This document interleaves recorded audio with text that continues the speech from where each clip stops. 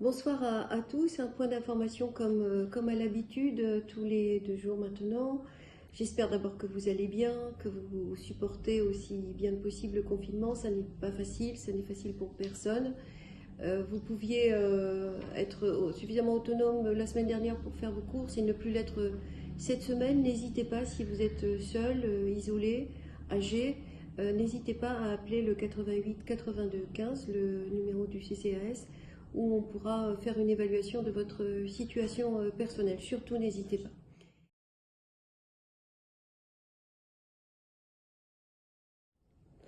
Alors, quelques informations sur la ville, sur à la fois la gestion de la ville et puis sur l'organisation de la vie collective. Mais ces informations sont des réponses aux questions que vous avez posées. Nous nous posons tous finalement les mêmes questions. Donc, tout de suite, la boîte à questions. Première question concernant les ordures ménagères.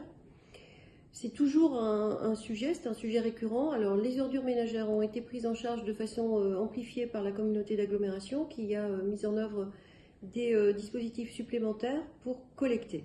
Il reste néanmoins le problème des sacs jaunes que vous nous signalez régulièrement et que nous observons aussi.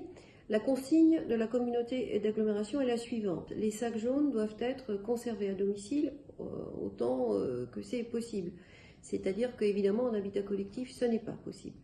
Donc il y aura une collecte spécifique pour l'habitat vertical, c'est ce que nous avions demandé, c'est bien que ce soit fait.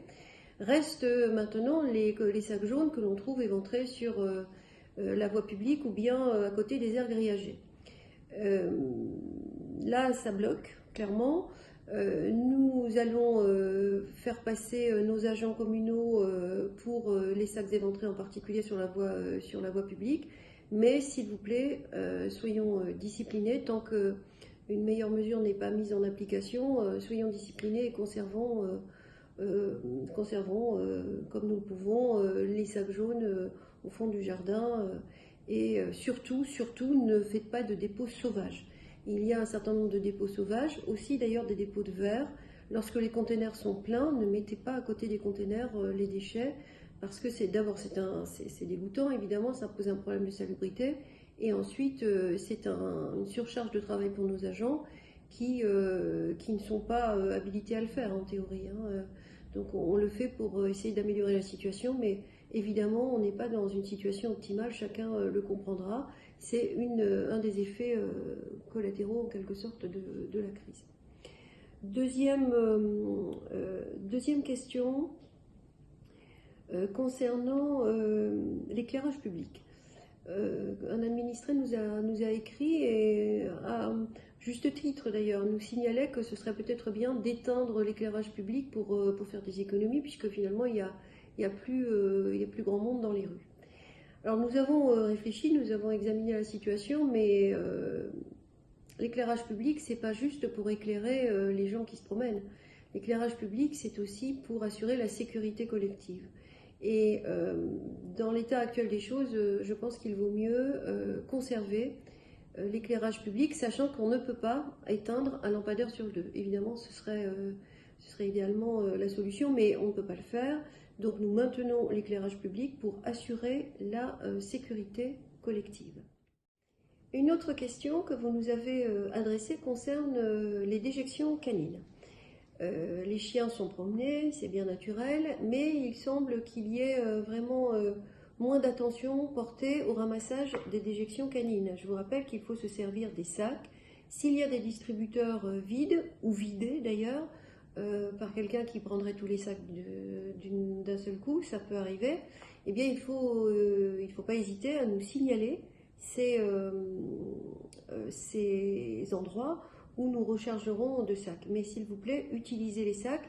Il y a un certain nombre d'endroits, il suffit de 3 ou 4 chiens en vérité, il y a un certain nombre d'endroits où il y a une recrudescence de crottes de chiens, clairement, et ça n'est bon pour personne, ni pour ceux qui font leur petite promenade autorisée, ni pour la propreté générale des rues. Une autre question qui n'a strictement rien à voir concerne le théâtre. Quelqu'un nous a interrogé pour nous demander si il allait être remboursé des spectacles achetés. Vous savez que le théâtre est propriété municipale, que nous en avons confié la gestion à une association. Cette association que nous avons interrogée nous a indiqué qu'elle produirait un communiqué de presse avant la fin de la semaine. Donc nous vous invitons à vous reporter à ce communiqué de presse pour savoir ce qui aura été décidé. Les allocations familiales, c'est un sujet qu'ont abordé un certain nombre d'administrés qui se demandaient si ça allait être difficile de toucher des allocations familiales, s'il y avait des problèmes, enfin, etc. La CAF nous indique qu'il n'y aura aucun souci, que évidemment les allocations familiales sont maintenues, mais surtout que le versement de ces prestations sera comme à l'accoutumée, comme d'habitude. Donc ce sujet devrait être écarté ça ne devrait pas être un sujet d'inquiétude. Un autre sujet qui n'a aucun rapport, le pylône orange qui se trouve à la Boissière. Ce pylône orange qui permet les communications orange est en panne depuis plusieurs jours. Nous avons interpellé le responsable départemental qui nous a assuré que demain, donc mercredi, le pylône serait réparé et que par conséquent, toutes ces communications orange qui sont difficiles aujourd'hui seront rétablies. Donc nous ne manquerons pas d'être attentifs, mais j'ai eu le responsable départemental au téléphone à l'instant qui m'a assuré que tout serait fait pour que la réparation ait lieu demain. Donc, nous serons attentifs et nous ne manquerons pas de relancer si jamais ça n'était pas fait ou alors peut-être une panne supplémentaire surgissait. En tout cas, nous vous avertirons de ce qui se passe. Un autre sujet qui est le marché de samedi. Nous avons obtenu la dérogation pour que le marché de samedi puisse se tenir. Les instructions préfectorales sont extrêmement précises. Tout d'abord, il n'y aura que des producteurs locaux et d'autre part, évidemment, il y aura des mesures barrières tout à fait importantes, à peu près les mêmes que celles que nous avions mis en place le 21 mars, mais avec en plus un circuit. Donc il y aura un affichage, on rentrera par un côté du marché, on sortira par un autre côté et les producteurs locaux qui seront présents vous serviront évidemment sans que vous touchiez la marchandise. Voilà pour ce marché de producteurs locaux. La liste des producteurs locaux sera diffusée sur la page Facebook de la ville et sur le site.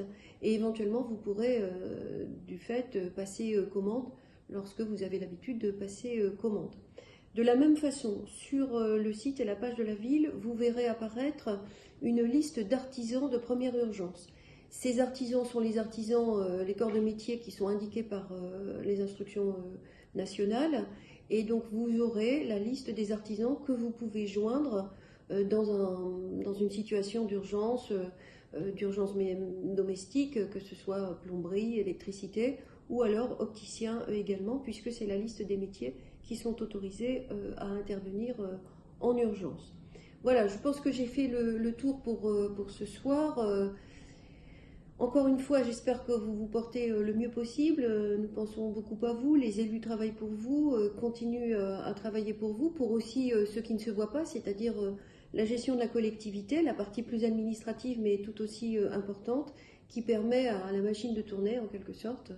Et encore une fois, soyez prudents, soyez patients.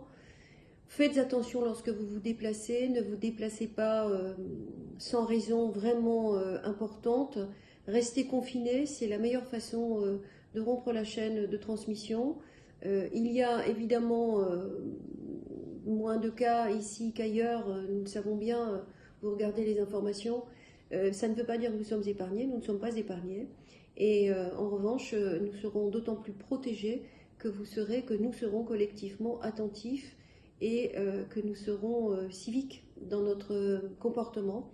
Donc il y a encore trop de gens qui se promènent sans raison, ce n'est pas normal. Soyons attentifs pour vous, soyons attentifs pour nous, soyons attentifs pour tous, soyons attentifs collectivement, c'est comme ça que nous nous en sortirons. À bientôt.